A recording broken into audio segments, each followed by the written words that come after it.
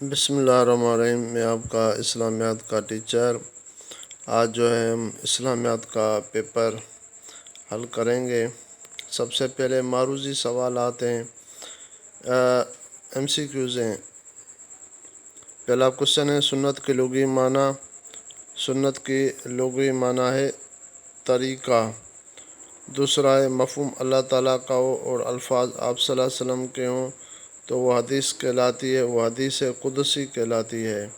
تیسرا حدیث کے مفہوم کو ظاہر کرتا ہے سنت حدیث کے مفہوم کو ظاہر کرتا ہے۔ چوتھا سنت کی لغوی معنی طریقے کے ہیں۔ پانچواں کوشچن ہے کہ مفہوم اللہ تعالیٰ کا ہو اور الفاظ آپ صلی اللہ علیہ وسلم کے ہوں تو وہ حدیث کیا کہلاتی ہے؟ قدسی کہلاتی ہے۔ حدیث کے مفہوم کو ظاہر کرتا ہے سنت۔ حدیث میں افضل ذکر کہا گیا ہے، لا الہ الا اللہ کو افضل ذکر کہا گیا ہے۔ آٹھواں یہ اللہ تعالیٰ کی بارگاہ میں التجا کرنا کہلاتا ہے، دعا کہلاتا ہے۔ دین کا مکمل علم حاصل کرنا یہ فرض کفایہ ہے۔ اطمینان قلب کا ذریعہ ذکر ہے، اللہ تعالیٰ کا ذکر یہ اطمینان قلب کا ذریعہ ہے۔ گیارہواں اپنے رشتہ داروں کے دکھ سکھ میں شریک ہونا کہلاتا ہے، یہ صلہ رحمی کہلاتا ہے۔ بارہواں یہ کسی چیز کی تحقیق کے سوا کچھ کہنا یہ ظن کہلاتا ہے۔ حسابہ مندرجہ ذیل سوالات میں سے 6 سوالات کے مختصر جوابات لکھیں۔ پہلا یہ سنت سے کیا مراد ہے؟ قرآن کریم کی روشنی میں تحریر کریں۔ سنت سے مراد آپ صلی اللہ علیہ وسلم کے زندگی گزارنے کا طریقہ ہے، جیسا کہ قرآن پاک میں اللہ تعالیٰ نے ارشاد فرمایا لَقَدْ كَانَ لَكُمْ فِي رَسُولِ اللَّهِ أُسْوَةٌ حَسَنَةٌ۔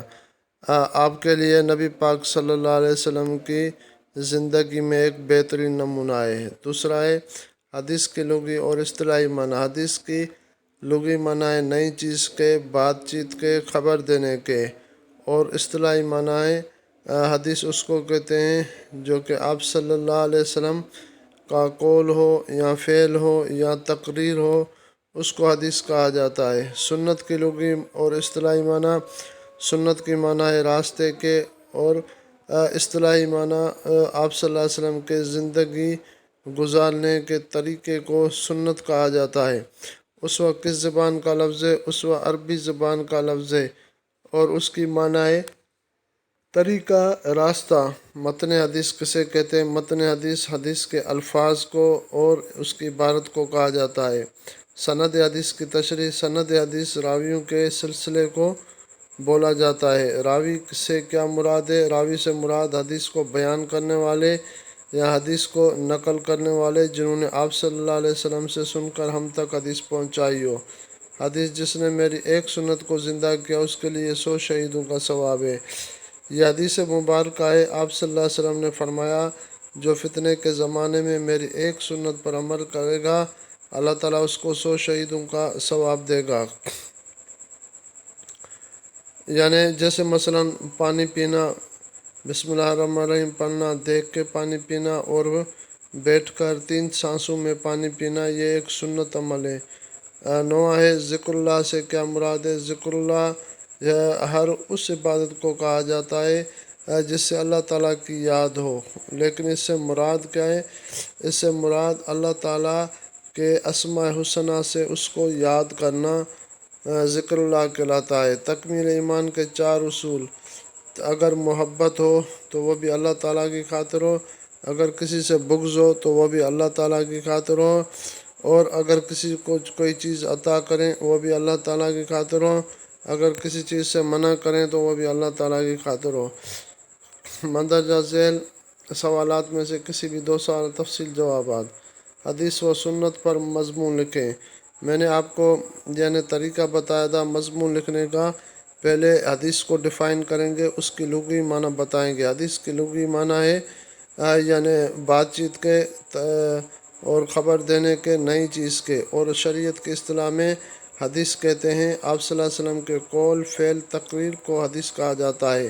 اس کے بعد آپ حدیث کے اقسام لکھ دیں گے۔ سنت کہتے ہیں طریقے کو، راستے کو، اور سنت کہتے ہیں آپ صلی اللہ علیہ وسلم کے زندگی گزارنے کے طریقے کو سنت کہا جاتا ہے۔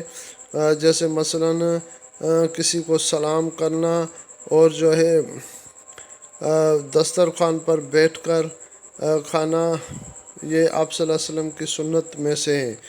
حدیث کی اقسام پر نوٹ لکھیں۔ حدیث کی 4 اقسام ہیں: حدیث قولی، حدیث فعلی، حدیث تقریر، حدیث قدسی۔ حدیث قولی اس کو کہتے ہیں جس میں آپ صلی اللہ علیہ وسلم کا فرمان موجود ہو، جیسے افشوا السلام، سلام کو عام کرو۔ حدیث فعلی اس کو کہتے ہیں جس میں آپ صلی اللہ علیہ وسلم کا فعل موجود ہو، جیسے انس بن مالک سے روایت ہے آپ صلی اللہ علیہ وسلم نے بکری کا دودھ دویا اور اس کو نوش فرمایا، پھر کلی کی۔ حدیث تقریر کہتے ہیں جس میں کسی صحابی نے کوئی کام کیا ہو، آپ صلی اللہ علیہ وسلم اس کو دیکھ کر نہ اسے منع کیا ہو نہ اس کی تعریف کی ہو۔ جیسے مثلاً انس بن مالک فرماتے ہیں میرے بھائی عمیر اس کے پاس یعنی چھوٹا بلبل کا بچہ اس نے پال کے رکھا تھا، آپ صلی اللہ علیہ وسلم آتے تھے اس کو دیکھتے تھے، آپ صلی اللہ علیہ وسلم نے کبھی منع نہیں کیا۔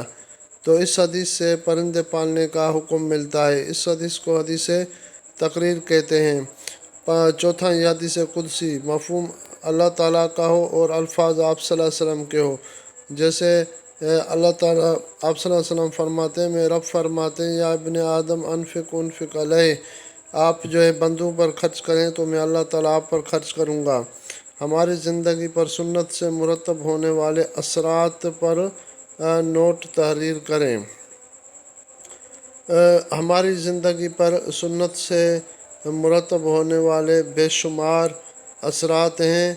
ایک تو یہ کہ اگر ہم آپ صلی اللہ علیہ وسلم کی سنت پر چلیں گے تو اللہ اور اس کی رسول کی اطاعت کریں گے کیونکہ رسول پاک صلی اللہ علیہ وسلم کی اطاعت اللہ تعالیٰ کی اطاعت ہے۔ جیسے کہ قرآن پاک میں اللہ تعالیٰ فرماتے ہیں من یطع اللہ فقط، جو کہ من یطع الرسول فقط اطاع اللہ، جو رسول کی اطاعت کرتا ہے وہ اللہ تعالیٰ کی اطاعت کرتا ہے۔ دوسری بات یہ ہے کہ ہم آپ صلی اللہ علیہ وسلم کی سنت پر عمل کریں گے تو ہم کو ایک تو روحانی سکون ملے گا، دوسرے دنیا کے جو فوائد ہیں وہ بھی حاصل ہوں گے۔ چوتھا یہ خیرکم من تعلم القرآن وعلمہ، آپ صلی اللہ علیہ وسلم نے فرمایا تم میں سے سب سے بہتر وہ انسان ہے جو قرآن پاک کو سیکھتا ہے اور دوسروں کو سکھاتا ہے۔ اس حدیث پاک میں آپ صلی اللہ علیہ وسلم نے سب سے بہتر انسان اس کو قرار دیا ہے جو قرآن خود سیکھتا ہے اور دوسروں کو سکھاتا ہے۔ ٹھیک ہے بیٹا، آپ اس کو یاد کرنا۔